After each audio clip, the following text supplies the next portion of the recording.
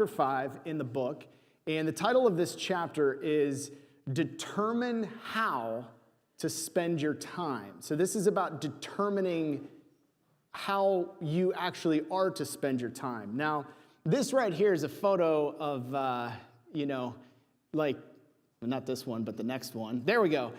This is not me, but this has definitely got the vibe of like where I was as a kid and the video stores that we used to go in. I remember 1987 very, very clearly. It was the year that I got my 8-bit Nintendo Entertainment System.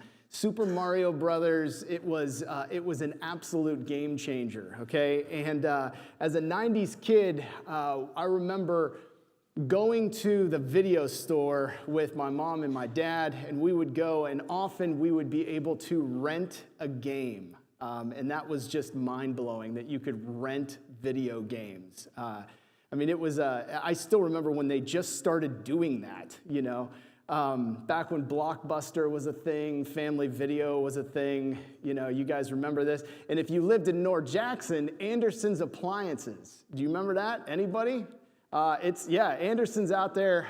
They sold washing machines, but then they had a big section of video games. And I just remember going in there and feeling this feeling of like, oh man, look at all these games, because I only had a couple of them because they were insanely expensive. If you look at the prices, even back then, like today's prices, they're still expensive. And that was back in the early 90s. And I remember going into the store, just walking around, holding multiple titles, and just feeling that, tinge of panic as Dad says, go ahead and make your choice. Let's go. It's time to go, And what you're like, I don't know. This is a big decision. This is all week long. I'm going to be, I gotta choose right on this thing, right?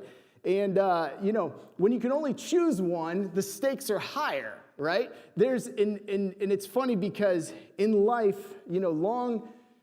long gone are my Nintendo days, okay? I have my Nintendo, and I've got all of the stuff. I've got my Power Glove, my Zapper. I have a full collection of 8-bit Nintendo games that I never really get to play anymore. However, I'm not making decisions that are in life now, which is like, back then that was a big deal. That was a big decision. Nowadays, the decisions are very different, and the older that you get, the more responsibility that you take on, the more risk, pressure, and significance are attached to the decisions that you make. When you're a kid, you think that it's just the end of the world if you make a wrong selection on a video game, right? And when you become an adult, you start realizing that your decisions actually have a lot of ramifications for the people around you, and wrong decisions can take you down a very bad path. And so, for some people, this process of decision-making and trying to figure out what it is that they are to do and where they are to spend their time and how they are to do it, it almost becomes, for some, debilitating, right? It's like with all of these choices, which one do I go after? And I'm telling you what, like the more that the internet opens things up and AI opens these things up and so many like possibilities are out there, it's almost like you have to really start asking yourself the question, like how do I actually move forward and make correct decisions? And the problem is you can't just like punt on making decisions.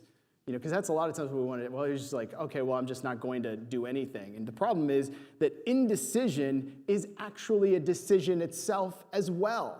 You don't get to opt out of making decisions on all of these things, right? So, all of this is compounded by the fact that the death clock is ticking, right? And the more that we become aware of that death clock, the more we actually hear the sounds in the back of our head, and we have to start asking ourselves the question: how do we do the right thing? And a lot of this, you've got this mentality of, in a good sense, that the death clock is ticking.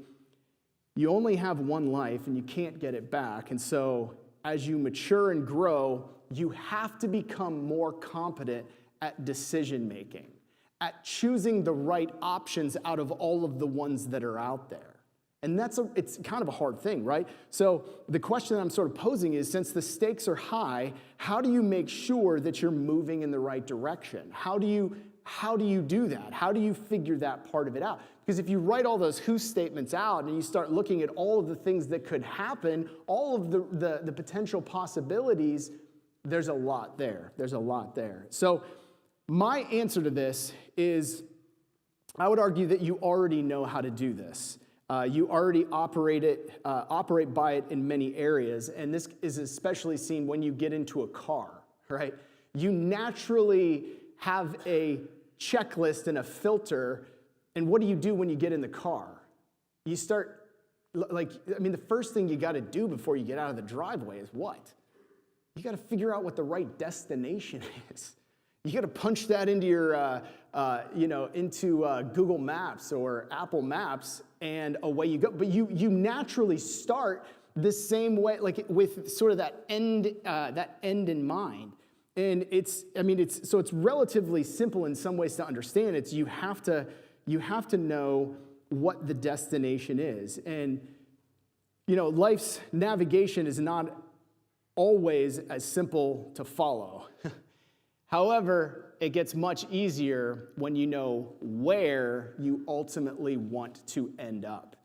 And a lot of times what happens is people just begin to decision make without thinking of ultimately where this is taking them. And so they just start saying yes to things, or they say no to things without really counting the cost. When you say yes to this, you're actually saying no to this. Or when you say yes to this one thing, you're saying no to these 5 things, right? So, it's not always as easy in life, but we have to learn how to do this. And so one of the main ideas here in this book is this idea of vision forward, plan backward. Okay? So, and this is not my statement. This is something that's kind of it's very much out there in sort of the productivity space, but it really rings true, especially in the Christian life, which is you're looking forward to the end, and then you're backtracking from that end goal of ultimately where you want to be and where you want to end up, and then you have to create a plan to get to that spot. Does that make sense? So, in college, I read a book by Stephen Covey, and this was going back a while, but he had a number of principles, and this one stuck in my head for all of these years, and it's this: begin with the end in mind. He's the guy that, when he said that, it was just sort of clarifying and crystallizing for me, because, if it's important to have right ending coordinates for a trip, it's even more crucial for life, right? It's crucial. So Covey says, to begin with the end in mind means to start with a clear understanding of your destination. It means to know where you're going so that you better understand where you are now, so that the steps you take are always in the right direction.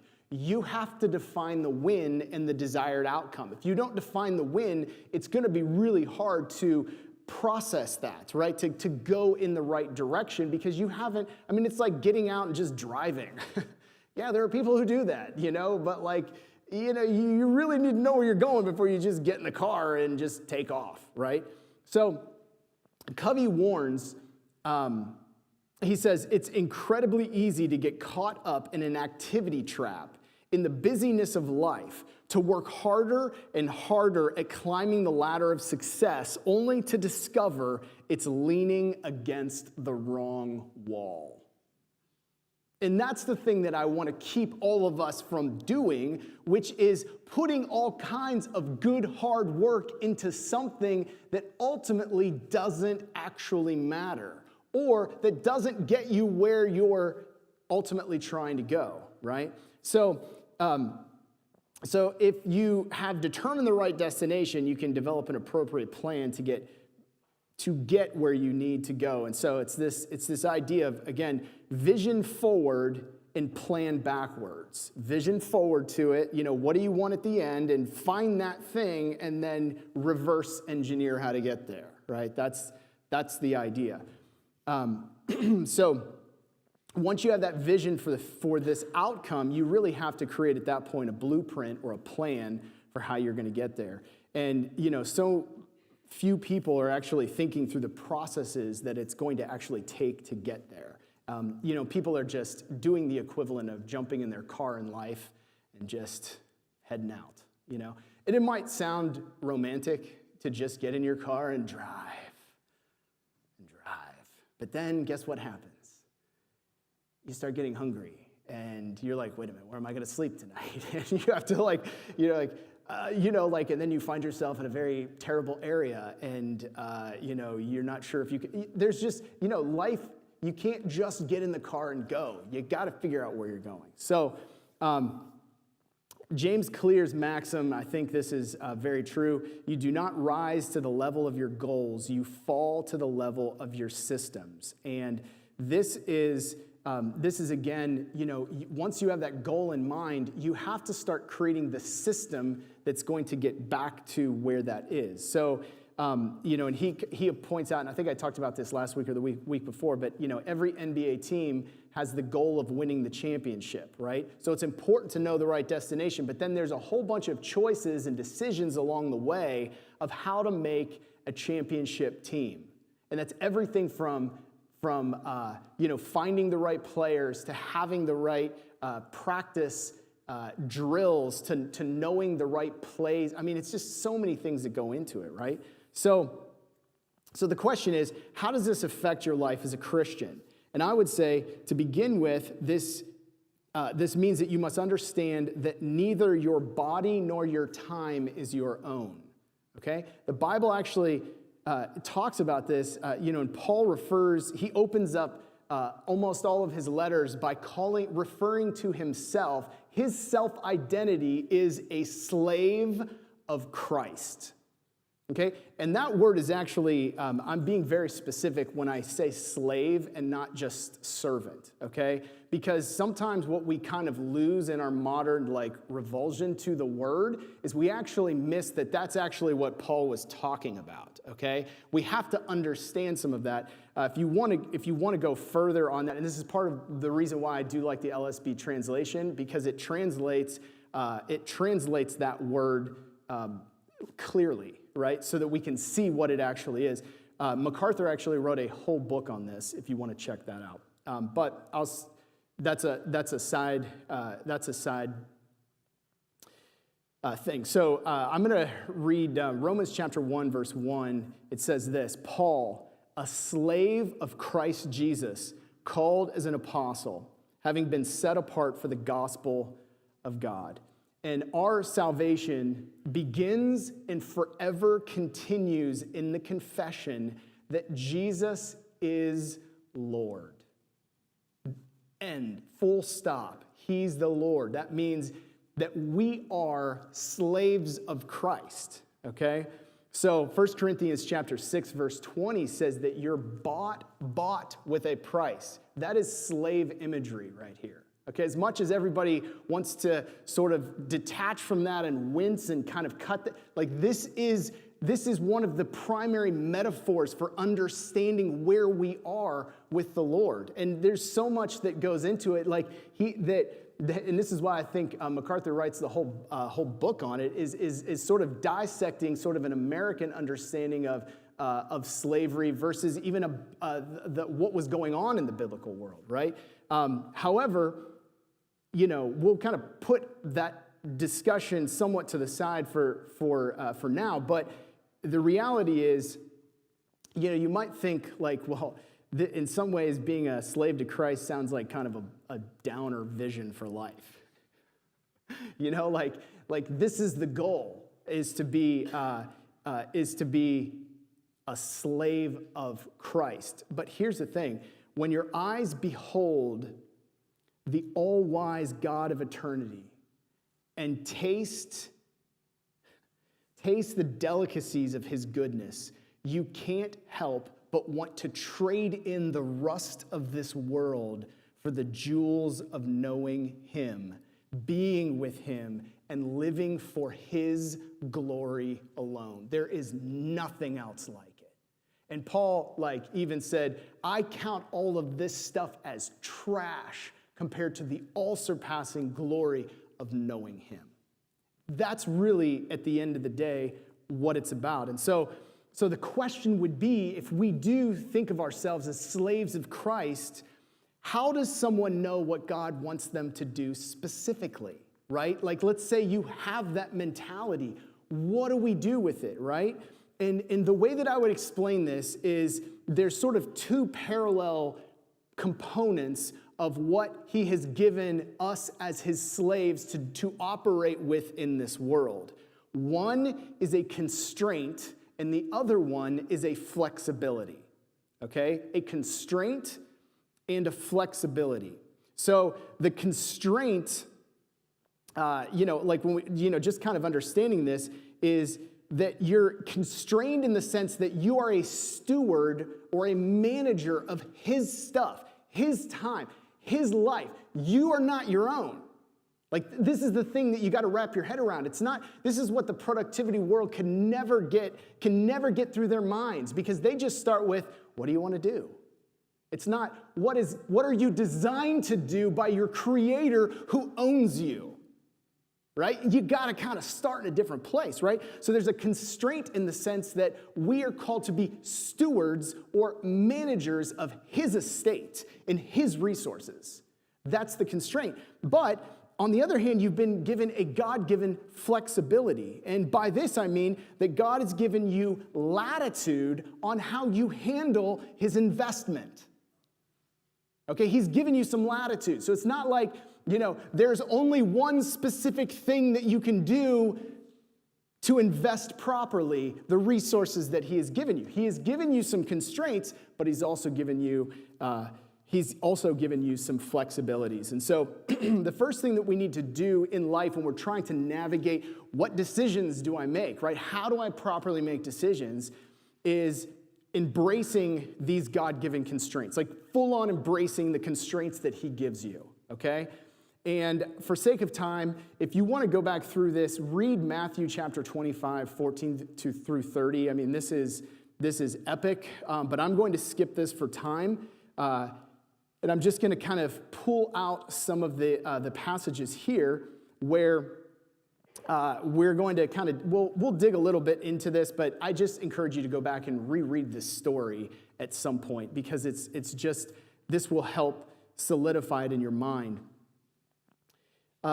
This is a parable, this is the parable of the talents, and the first thing to sort of get in our heads is that the talent does not refer to natural abilities, okay? Talent is not, we sometimes use that word not realizing that it's not talking about natural abilities.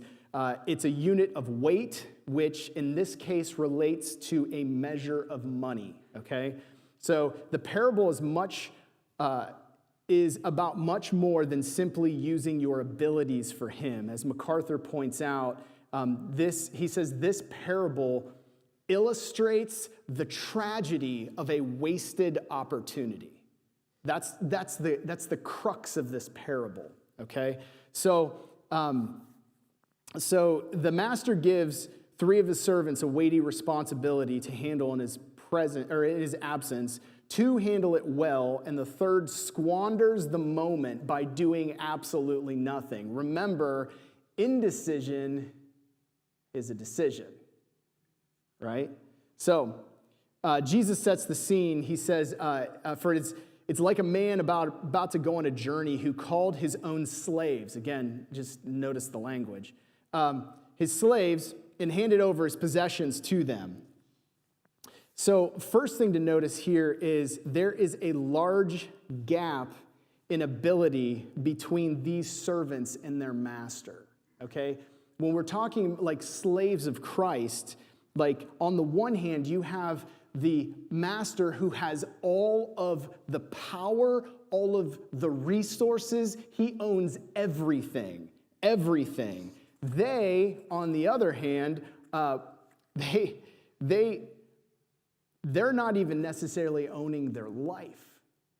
So the master owns everything. He's the one calling the shots. That's the thing to get in our head, right? He's the one setting the constraints, setting the parameters. It's not just, I do whatever I feel like I want to do, right? Second, note that they have no right over the master's resources. And this is really good to get inside of our heads, right? That nobody owes you anything. God does not owe you something.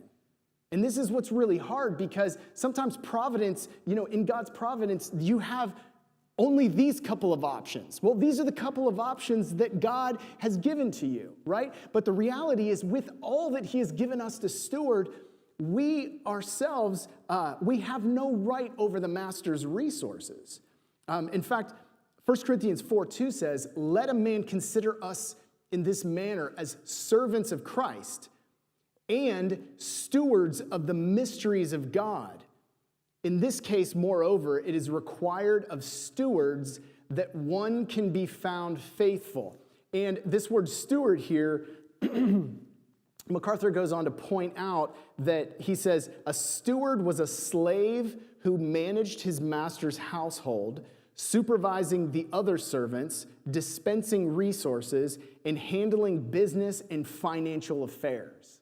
You see, this was like a steward. This was one of his slaves he was given these resources to manage his affairs, okay?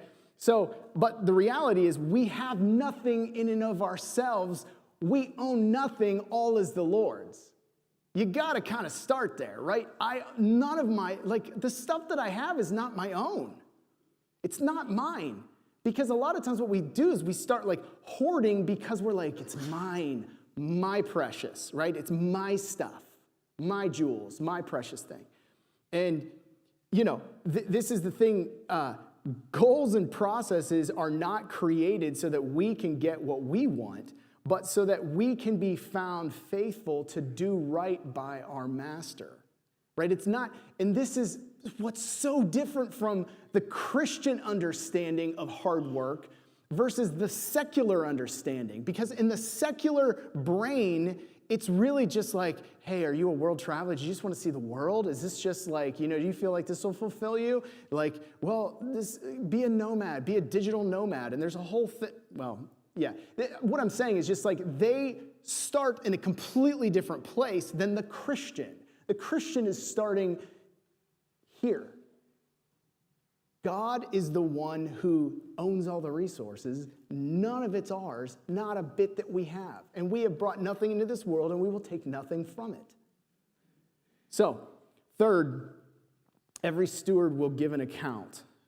Eventually, the master returned, and the accounts were settled, right? So in this parable, the master ends up coming back, the accounts are settled, and it's very important to understand that examination is on the horizon for everyone. And again, I know this might sound redundant, but we have to keep coming back to it, because in life, you'll just get caught up doing the thing without asking yourself why you're doing the thing.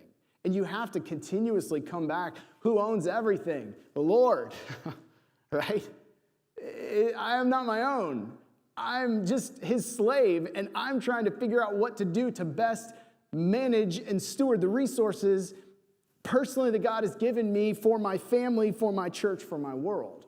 So, so that's the reality. Thomas Manton, he says, a man never really begins to be really serious and strict as a Christian until he makes conscience of his resources, conscience of his thoughts, time, and is sensible of his last account. He's you don't really become you're not really operating as a Christian unless you're thinking of that last account, that last day.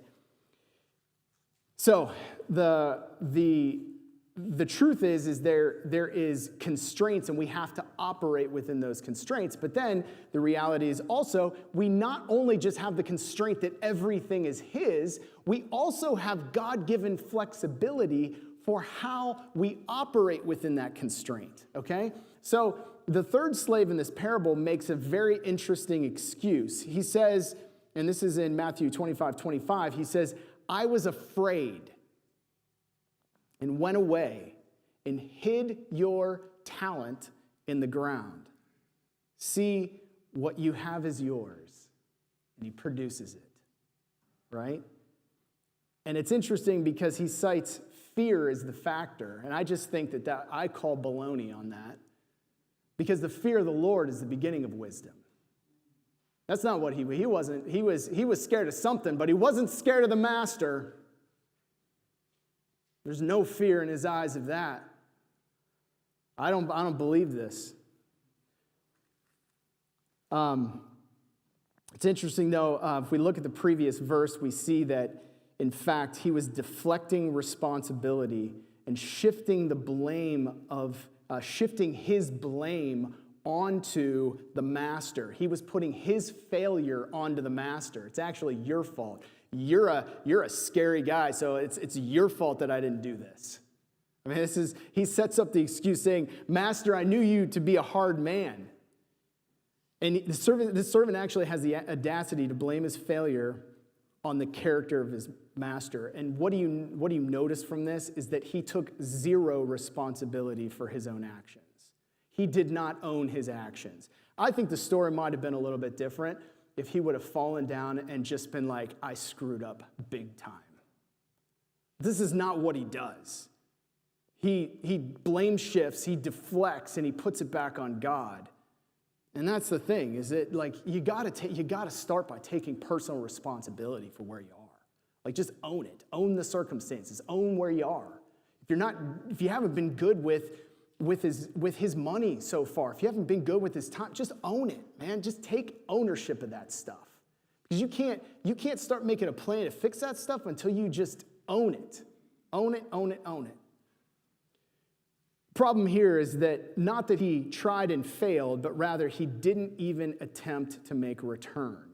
And you can see this from the retort of the master, who says, "You ought to have put my money in the bank, and upon my arrival, I would have received the money back with interest." See, there are many ways to invest. That's what you kind of see in this passage, right? What did he say? You could have at least done this. Like, the issue wasn't that he did something, he tried and he failed. The issue is that he just hit it and he didn't do anything with it. And the master had given him, the master didn't specify what he was supposed to do with it, right? He had leeway for how he was to do this investment. But he just didn't do the investment because he really ultimately didn't really think much of the master. That's ultimately what happened. So, here it's important to note that wisdom matters. And this is why God has filled his scripture with wisdom. This is why I just love the wisdom literature in scripture, especially in the Old Testament, that is just gold. It's gems. Mine it daily. This is why the word of the Lord is compared to rubies and gems. And Proverbs talks about it as this valuable treasure that's the first thing you want to go after, and you hide it, and it's almost like wisdom becomes this like treasure that you hold on to and you don't sell it for anything because it's so valuable, right? Wisdom matters. The reality is that you can easily screw up an investment. Yeah, you can easily screw up an investment, right? And the hard thing is it's even hard to know what to do and where to invest your money. You could have put all of your eggs in the Bitcoin basket up front and you could be a billionaire. Or you could have put all of your eggs in the Bitcoin basket about, 2 months ago, and you could have lost about 40% right now. I don't know. It kind of goes back and forth. And maybe it's short-sighted because it's going to jump way back up there again. I don't know. But the point is it's very easy. It's very easy. Like, investment strategy is tough, right? That's why they call it a strategy. You have to actually be wise about how you're investing, which is arguably why you should just, and what would we say? Where should you just invest? Talk to a financial planner. Exactly. Yeah, exactly. That's exactly it. You put it in the market and let it go. I don't know. It's strategically, over the years, has, made a return. So anyway, the point is this, that, with this, there's a bunch of ways that you can invest. There's it can be in property, it can be in, all of these different kinds of ways. But your time is the same thing. You have to have a good investment strategy for your life, but there's flexibility with what that looks like, okay? So Scripture gives us such wisdom, such as Ecclesiastes, 9:10, which is whatever your hand finds to do, do it with all your might. Now, I think what's interesting here is, for there is no working or explaining or knowledge or wisdom in Sheol where you are going. Okay? Now, what that means, it's not meaning hell, it's meaning the grave, okay? This right here is exactly the point that I'm making, which is, do hard work, because eventually you're going to die, right? And we're going to stand before the Lord. And the reality is, you do that work with this understanding of death. And there's a great phrase, and this is the next slide here. This is memento mori. Remember, you must die. You have to remember that you're going to die. And that should drive everything that you do in life. Death should be a constant companion in your mind, because that is the way to live well. That is the way to make wise decisions, with keeping this in mind. Remember, you will die. Which is why, we look at Ecclesiastes 9:10, whatever your hand finds to do it with all of your might, because this is all you have is right here, right? 1 Thessalonians 4:11, work with your hands. Like, this is not even you think about this, like God gives us, work is a beautiful thing. It's not just like the work of, let's say, missions, but it's also the work of taking care of a family. That's beautiful. That's amazing, because that's what you're going to be judged on at the end. All of these spheres, it's the master's time he's given you, and that's where we've got to keep this all in mind. And so, contrary to what is believed in certain circles, Scripture gives no indication that you are meant for some special, unique calling, or that you are outside of the will of God if you live an ordinary life or work a job that seems menial. And I just want everyone to hear this, because it does not matter what your hand finds to do. Do it with all of your might for King Jesus that you will stand before someday. Do it. Work hard, and it does not matter if the world thinks it's menial, or if it's looked at as something that's not grand and epic, because it's beautiful and it's glorious to the King of Kings who has entrusted you in that sphere, and it's a huge opportunity, right? All vocations are holy if worked with grit for the glory of God and the good of others. Vocations are holy. God has given you flexibility on where you should live, what school you should attend, what you do for a career, who you marry, what house you buy, so on, so on, so on. There's flexibility there. But there's also wisdom that needs to guide the process. Okay, and this is another thing, and I go into here a little bit in the book, but I also preached a sermon on it a little while back, is that don't be led by your feelings. It's not just about I feel like God is, I feel something on the inside. There's a way better framework to run wisdom through that doesn't result in you just saying, I feel this. You can actually use the Word of God, the people of God, the wisdom of God, right? And you can run all of there's a better way to do it than just to operate on pure I feel like God has told me something. That's not the way he shows himself in Scripture. So, side note. There's a little bit on that in the book, but there's also a sermon that I preached on that. But at the end of the day, the whole thing of what is going on here is, when you see this, when you see these servants, these slaves of this master, he comes back and, in some ways, it's like there's a reckoning. And for some, it's beautiful and glorious, right? It's, man, like, God, this is an amazing day. I've been living for this day. Right? I can't wait. Heaven is going to be awesome. It's going to be amazing. I mean, I can't wait. It really is. Like, I think of like heaven, and, Edwards wrote a book called Heaven is a World of Love. And it sounds like a fluffy title until you like just dig into the book. But it's just amazing because it's like we get to share in the same kind of like love that is in the Trinity.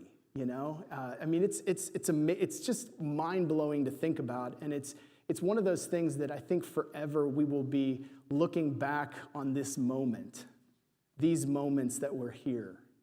I don't think it's like you get to heaven, he's like, all right, memories, boop, erased, gone.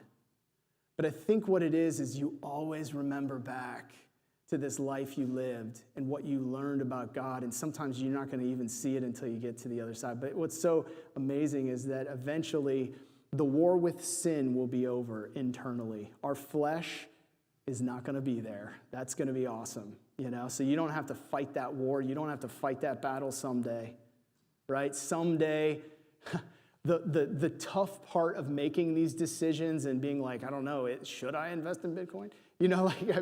These questions that are just like, maybe not that one, but I'm just saying how should I invest my time? How should I invest my finances? What should I go all in on in terms of work? Should I move here? Should I do this? Should we buy this house? Should we?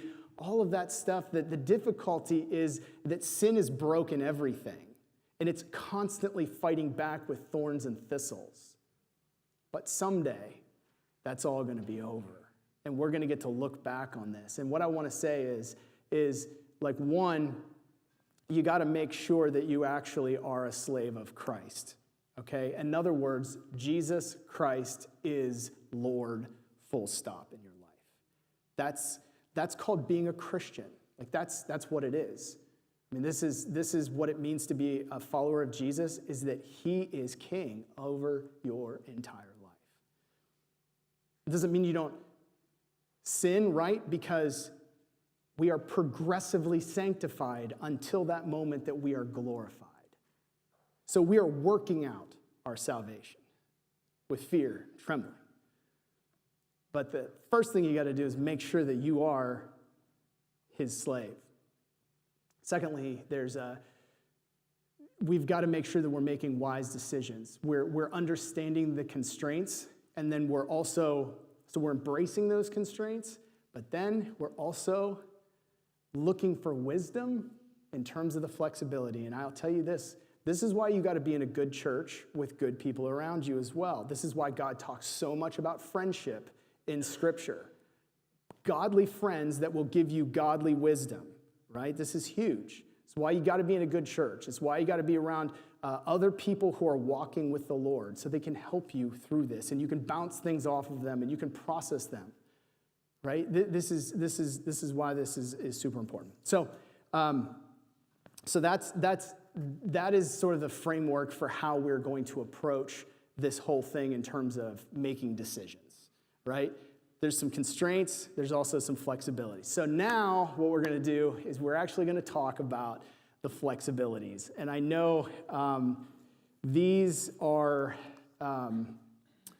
like really fun. I love getting into this because like with this whole thing, we're starting with the end in mind, and then we're getting very granular as we work backwards to start saying, okay, now what does that mean? Now what does that mean? What does that mean? What does that mean for how I get up and open up my life tomorrow, and what do I do tomorrow? Like literally in my calendar. How do I do this, right? That's what I love about this entire thing. This is where it gets really fun for me, okay? So I know the earlier part's kind of heavy, and I get it. But now we got to talk through the flexibility part. So this is what I have. I've got a couple of things. So let's do. Let me see here. Let's run through these real quickly. Go to the next slide. So one of the first things that we've got to do is we've actually got to plan in our day time to plan and work on this stuff. You got to plan, okay? This is very important. Next slide. Many people fail to hit their mark because their goals remain nothing more than wishes, as they never habitualize the big goal into a daily time slot. So last week we talked about small goals, and we talked a little bit about, even like reading your Bible is a small goal, that you habit stack that on top of other things. What we're going to talk about this week with this stuff are the big goals, the huge goals that we are going to take on that are sometimes going to take a very long time. Because again, in stewarding some of these resources, like, even starting a business or a side business, or like, doing a project with your family or whatever it is, sometimes these are very difficult to pull off and they take a long time to do. So the big thing is you've got to learn how to take a very big goal and habitualize it into a time block in your life that you can work on every day or in a consistent cadence in your week and in your month. Does that make sense? Because if you never habitualize this into a time block, you're not going to it's just going to remain an idea, right? Okay, so step one is create a time block. We're going to talk more about that as we go, but you're going to have to block out a time in your schedule. Number two is you've got to identify the major milestones that go along with that main thing that you want to do, okay? So I've got a couple of things. Go to the next slide. I've got some examples for you, and I'm very excited because some of you emailed me this week, and the first one that I've got here, hey, Jeremiah Ellis. This young man, I really appreciate him emailing, and this is what he said. I just wanted to let you know that I'm starting a honeybee business. I already ordered the bee package and the supplies. I still have to wait a year until they start production honey, but wanted to know if you could use that as an example in your Grit for Glory series. And I want to say the answer is yes. We will use that this morning, and we're going to go through that. So the first thing that we would do that I would back up, go to the next slide, is I would start with this who statement, right? Because in there, you got to make sure that you tie that thing back into who is the young man that you are wanting to be, no pun intended, that is going to do that kind of thing, right? And so I kind of rewrote this a little bit, but I'm saying like the who is a young man who trains himself in discipline, hard work, and stewardship, building the character and skill to provide for and lead a family someday. I love what you're doing. I absolutely love what he's doing because this is exactly what you got to be doing, what you got to be planning for, right? So first we'll go to this what.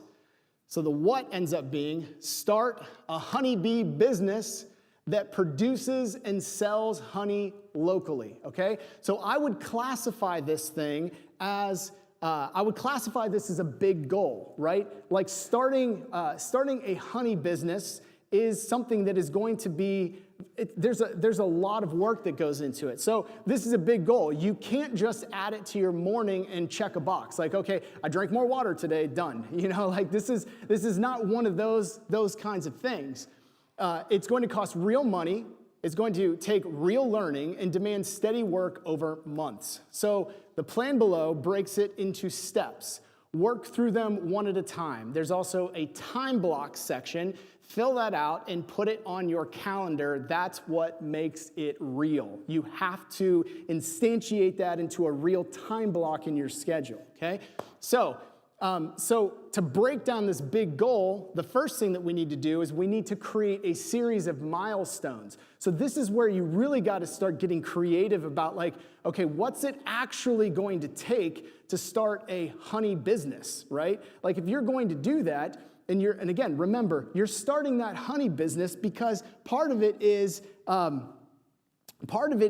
it's creating the discipline and it's creating the expertise and it's actually creating the financial capacity to be a good, solid young man who is contributing to society and also being somebody that the world around them can count on, that they can be that guy, right? So this is good. This is good. So you got to think through all of the various things. So what I would say is, like, let's just say milestone 1 is learning the craft. There's a whole craft in beekeeping, right? There's a whole thing to it. I mean, like, you know, the way that the queen bee interacts and like the way that you've got to I mean, it's a whole thing, and it requires learning a craft, right? That's a milestone. Milestone 2, set up the operation. You actually have to have an operation, right? And that includes the trays, and it includes, you know, finding a good location, and it includes, there's a whole bunch of things that go into that. Milestone 3, first season management, right? As already was pointed out in the email, it's going to take a little bit of while for them to get into production. So, first season management. Milestone 4 would be, you know, harvest and product development. So there's a whole nother side of the business where you're going to have to harvest that, and then you're going to have to productize it, right? How are you going to package it? Is it going to be, you know, what size bottles are you going to use? What's the delivery method here? Is it going to be? Are you going to turn it into some, you know, candy? Is it going to be, you know, what is that going to be? And what's the actual product going to be? I keep saying that, you know, it's just such an easy, what's that product?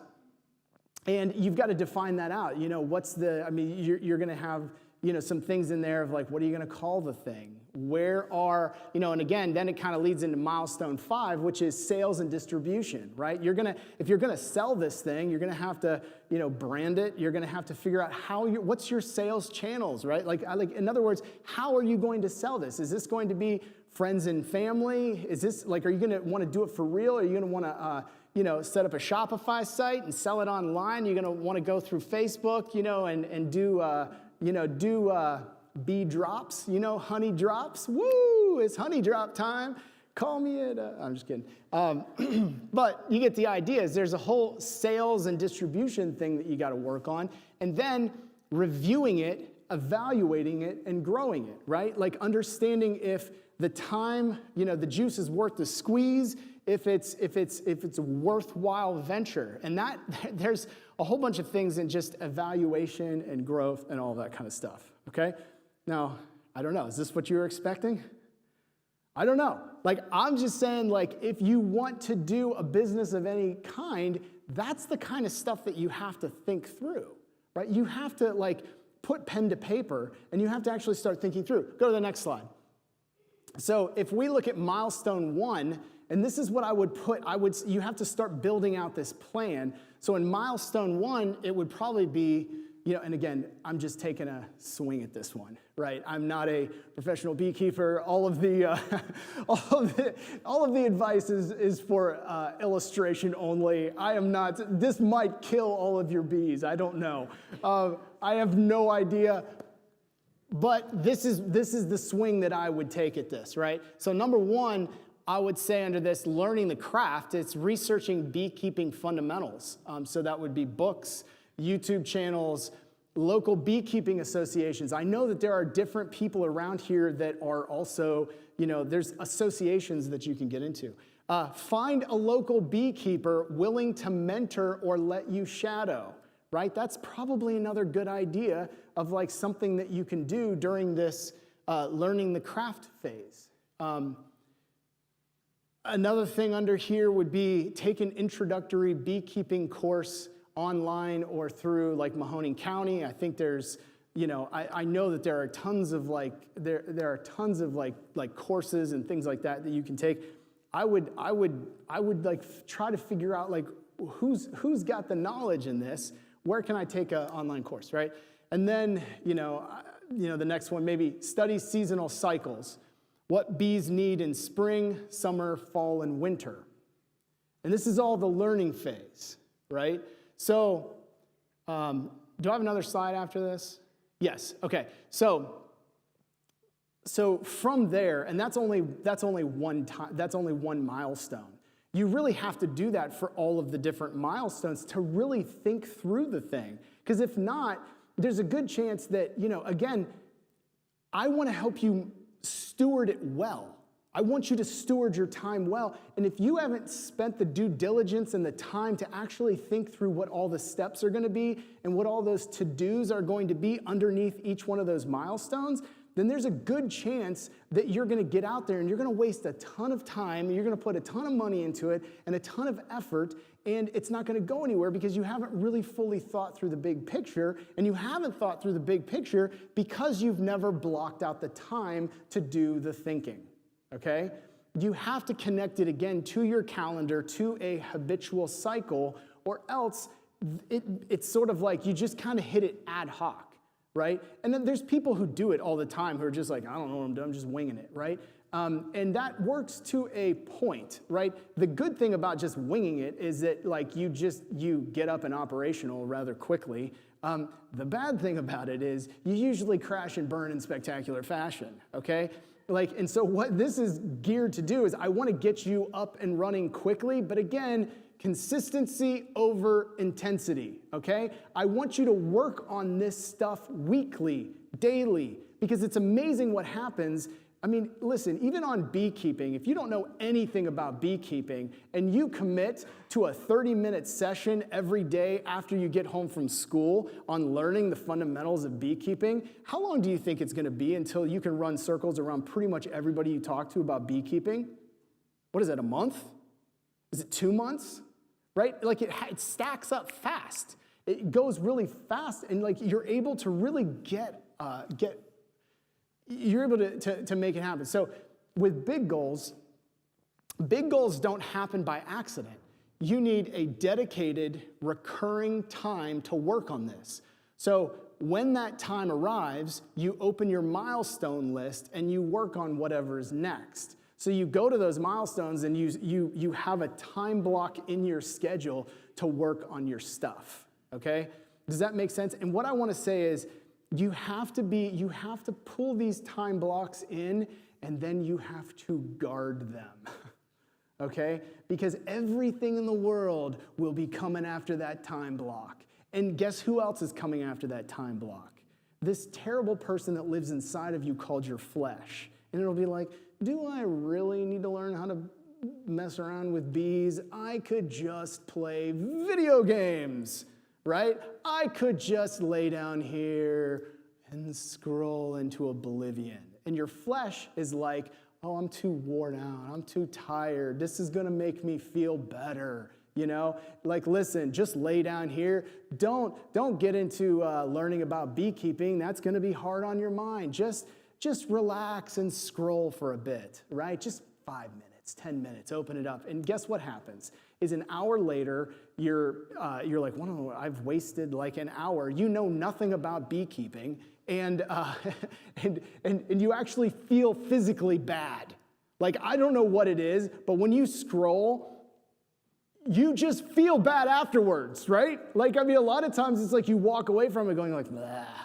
You think oh, I'm tired, I'm gonna relax, and this is what it does. It lies to you, and your flesh will lie to you. Your flesh will be like, nah, just don't do it. Don't do it.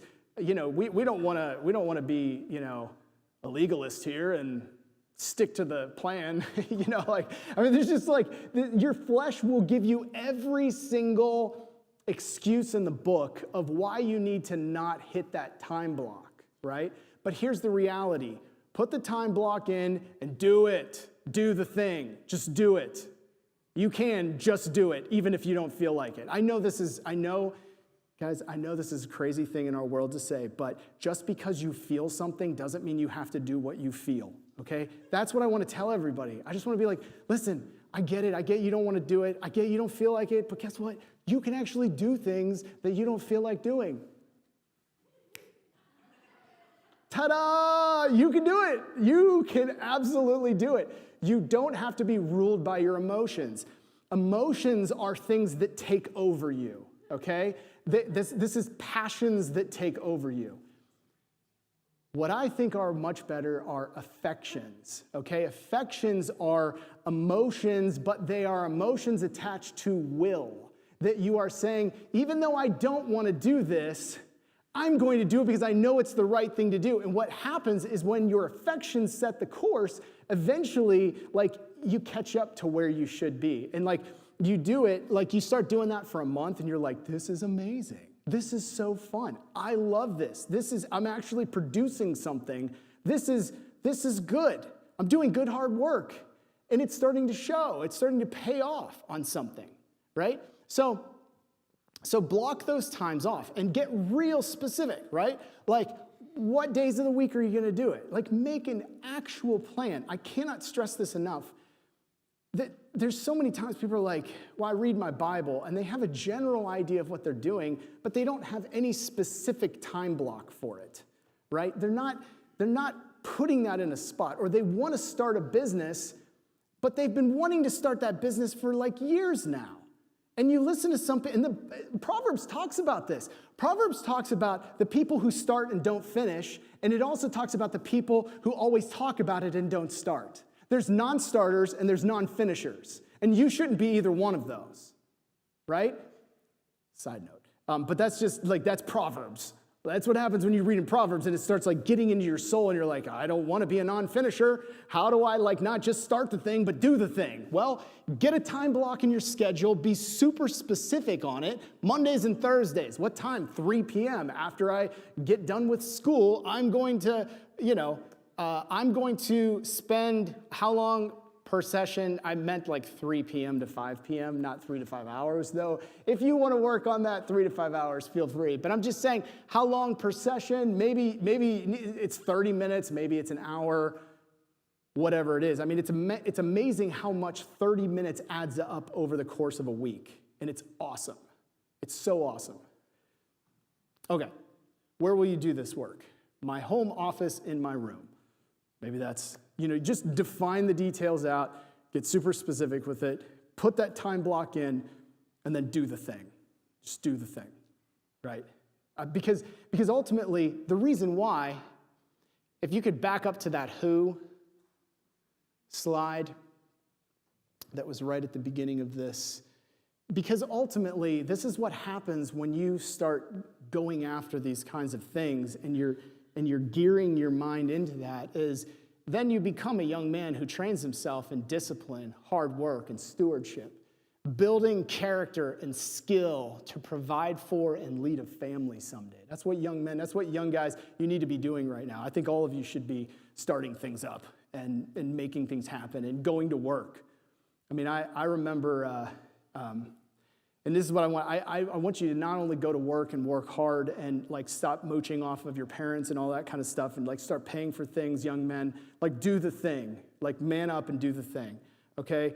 Society is saying that you can be a kid until you're 30, and I just want to say, you just be the young man right now. Do the thing. Take responsibility, and it's awesome.